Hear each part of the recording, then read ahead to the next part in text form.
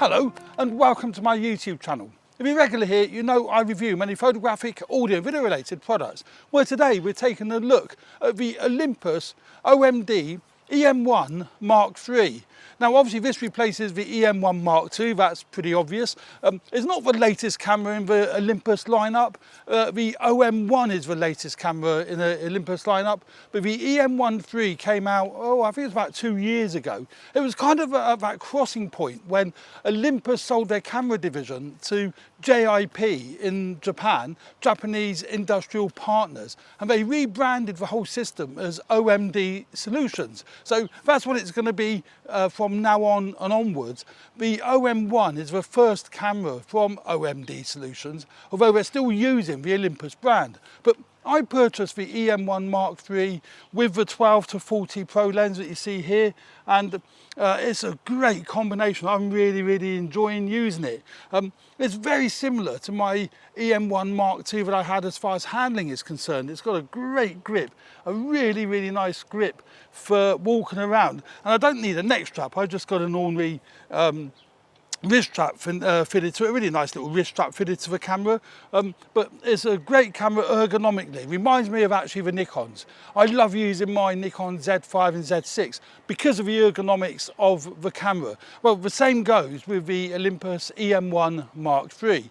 And I'm sure the OM1 is going to be equally as good, if not better. Theoretically, it's probably better because it's a newer camera. But yeah, so I love the handling of the EM1 Mark III. Now, the autofocus algorithm on the EM1 Mark III is a lot better than the EM1 Mark II. There's a video up here, a link up here or up here, to a video I'd done showing the autofocus algorithm for video production. So have a look at that video and let me know what you think. The autofocus is great, it's really sticky. For stills, it's really sticky. It's got a 121 type cross-point phase detect autofocus points, and I think that is brilliant. Panasonic, which is the kind of competitor in the Micro Four Thirds realm, they've still stuck with their depth from defocus. It isn't so good as phase detect autofocus, certainly not for video. For stills, it's pretty good, but not for video, because you do get that little bit of pulsing. Well, you don't get that with this camera. It locks on, it's great. So if you are looking for a really good travel, weather-sealed camera for traveling, hiking and that kind of thing, then I really think these Olympus cameras do take some beating. I think they are so good. And you can still print large images with a Micro Four Thirds sensor. It's it's misinformation when people say the image quality isn't so good. The image quality with decent lenses on the Olympus and on the Panasonics is fantastic. So don't ever worry about that. I mean, I've got fitted to it today the 12 to 100 f2.8 Pro lens. This is a lovely lens because it's got the manual clutch for changing it to manual focus. You don't have to go into menus and what have you. But we'll have a little look around the camera. The top plate is very similar to the EM1 Mark II. You've got your mode dial, lockable, that's great. The nice thing is you haven't got to keep your finger on the button to change it. You just push it in and it locks, push it again, and then it will unlock so you can actually turn the mode dial. I think that is, fantastic. That works so well. And it's got 4 custom modes now, where the EM1 Mark II, I believe, only had 3 from memory. This has got 4. So that's great if you've got certain custom modes that you want to set up. I think that's great that you can do it easily in the custom settings, using these custom settings, and it's got your manual aperture, shutter priority, manual, whatever. You've got 2 control dials on the top, which is lovely positioned. I really like that. I've got a little Olympus EP7. That's kind of similar. They really place these controls in a really nice position. So lovely control dials for changing your aperture, shutter speeds, and in my case, I've got one set up for exposure compensation. So I can very quickly bring it to my eye or look through the monitor, and I can adjust the exposure compensation just by turning either the front or rear dial. I've got it set up on the front dial, so I can just turn the front dial and that'll adjust the exposure compensation. You have got a dedicated exposure compensation button on the top. I've remapped that to another function, and it's also got two other function buttons on the front of the camera.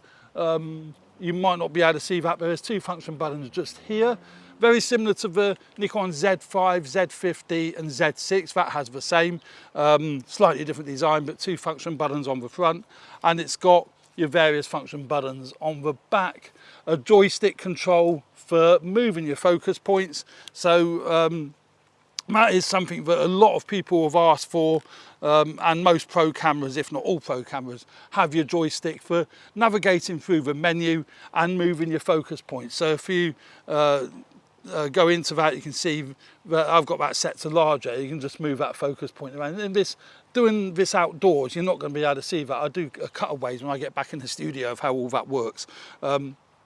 You've got a mode dial here going from A1 to 2, and that is a very useful mode dial actually.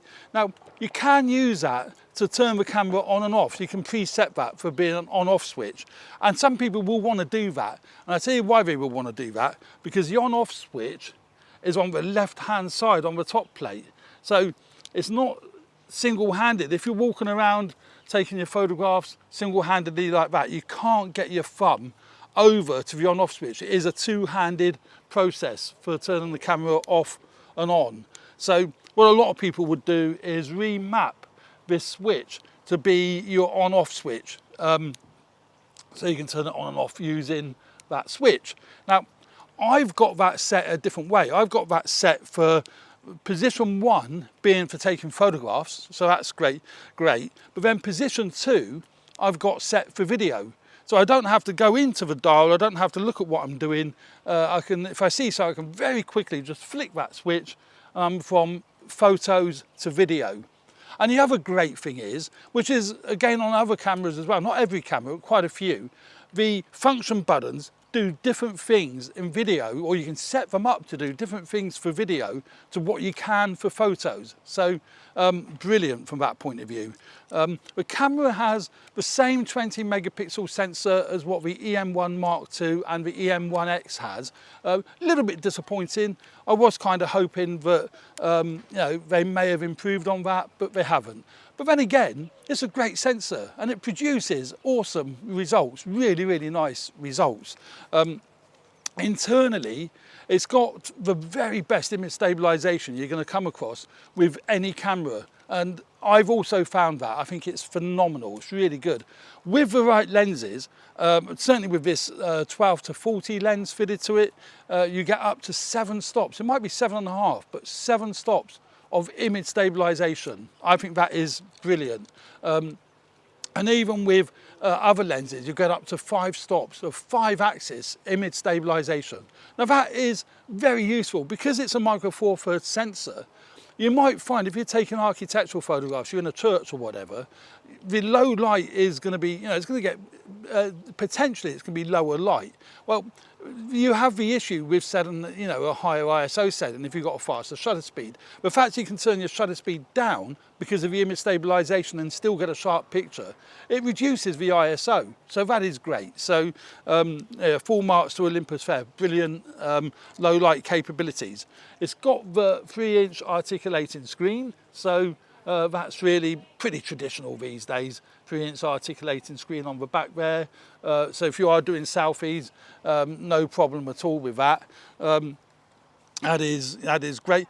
Again, I prefer, for stills, I prefer the tilty uppy screen like on my Z6 and my Z5. But for video, the articulating screen is great.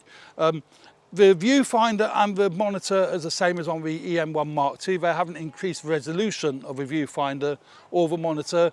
I don't have an issue with that. One thing I do like though, in the viewfinder, the information it produces for your f-stop, your shutter speed, exposure compensation, whatever, is bold and it's big. For my poor eyesight, love it. It's my favourite camera to use from that point of view.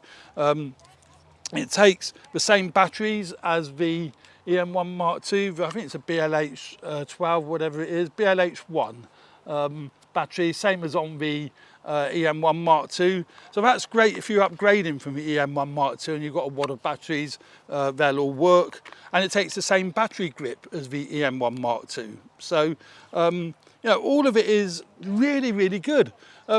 Video features are great. It won't be my video camera I use in the studio all the time, because it has got that 30-minute record limit, and it's got some other idiosyncrasies for video which are a little bit annoying. The results are good though. It's really nice video. It's a crisp video, crisp 4K video. The 4K is better than the 1080. Well, it would be better than 1080, but the 1080 is a wee bit soft. As I said in that video, I would suggest you record in 4K, then downsample to 1080 when you come to, you know, edit your videos. It shoots RAW and JPEGs, obviously. The RAW files are your Olympus OIF files. They're completely compatible with the likes of Lightroom, Capture One, Neo, and what have you. So, you know, highly recommend shooting in RAW. Well, I shoot in RAW and JPEG, so I've got the benefits of both worlds there. And a very tactile, you know, camera to use. So that's pretty much an introduction. The USB ports on the side is an improvement on the OM1 Mark II, in that it's got your USB-C, it's got a micro HDMI port as well, which is annoying. But with the USB-C, you can charge the battery via USB, but also it now supports power delivery. Well, with the right power block, USB power block, as long as that block supports power delivery, then you can power the camera from USB. I think that's great as well. And then also you've got your mic and your headphone ports there, which is excellent. So no problem with that at all. Setting manual record level in video is, I thought at first was a bit annoying, but it's quite clever really. And that, again, I'm not going to show you here, you're not going to be able to see it, but you go onto the screen, you just slide a menu across, and then you can adjust the recording levels using the dials on the top of the camera, using these two dials. So very easy. It's actually, you know, well thought out, well designed. I didn't think so at first when I first got it, but I do now. The menu structure is a right pain in the butt. I'm not impressed with the Olympus menus, but one thing they have got incredibly right, I think is great. Again, their engineers have got some things, well, a lot of things right, obviously, but the menu system is a pain. But once you've found the item that you're looking for, and that can take a bit of time, if you hit the record button while you're in the menu structure, that drops it straight into your My Menu. And you've got a list, either 1, 2, 3, 4, and 5. I think there might be 5 or 6. So you can drop it into one of them. So you've got quick and easy access to that particular menu item. So if it is buried within the main menu, hit the record button when you find it, then that'll drop it into your My Menu. Brilliant. I think that is really, really nifty. And the other thing I find quite frustrating with the menu system is, certainly for video, when I took it out of the box, it was set to 30p for video recording. Now we're in, well, I'm in the UK. I shoot at 25p. I flaff for ages and ages trying to fathom out how I get it to 25p. It turned out there's a hidden menu. When you get to the 30p, there's a hidden menu that you can't see. There's no arrows telling you there's another menu. I just accidentally hit a button and it came up with another menu to adjust it to 25p. That's how I find the idiosyncrasies of the Olympus menu. It just is not, you know, it's not straightforward. There's, for example, the HDMI out. It's got 2 sections for setting the HDMI out. One in the video section and one under cogs. So, you know, a bit of a pain in the butt, but nevertheless, a great camera to use when you're walking around taking video or photographs. I absolutely adore it. There will be more information. This is just an introduction to this particular camera. I will put a link to my Flickr page so you can actually take a look at some of the sample images I've taken with this camera, with this lens, and what I've taken with my beautiful 40 to 150 Pro lens. That's a f2.8 Pro lens. It's a fantastic lens. I mean, actually, I used this lens on my little EP7. It looked dumb, but it worked beautifully. Again, that's a great little camera. I will be doing another video about the Olympus EP7. Again, that's the first compact camera to come out of OMD Solutions, but it's still branded as an Olympus camera. I think the future cameras will be branded as OMD as opposed to Olympus. Well, I know they will, as opposed to Olympus. But again, this lens works brilliantly on the, I mean, look how compact that is for a constant f2.8 aperture, which is effectively an 80 to 300 lens. And I can take photographs with that handheld without any issues whatsoever. You try doing that with a full frame camera. The lens is going to be twice the size, it's going to be at least twice the price, probably 3 times the price. That's one of the massive advantages with the Olympus, OMD cameras. The other nice feature that I really like, and I've actually set up, I've pre-assigned this function button on the top here for this particular feature, and that is Live ND. Now, unfortunately, it doesn't work for video, works brilliantly in stills. I love it. It is not a gimmick. It really is not a gimmick. If you want to take photographs, particularly landscape, photographs in landscape, you've got running water, could be a waterfall, nice river flowing or whatever, you can use Live ND to set slower shutter speeds, basically shoves a electronic ND filter over the front of a lens, and you can set different strengths. So the parts of the image that aren't moving are sharp. Remember, water is a nice soft flowing water. And I put some samples of that on my Flickr page. It's brilliant, I love it. That's another great feature.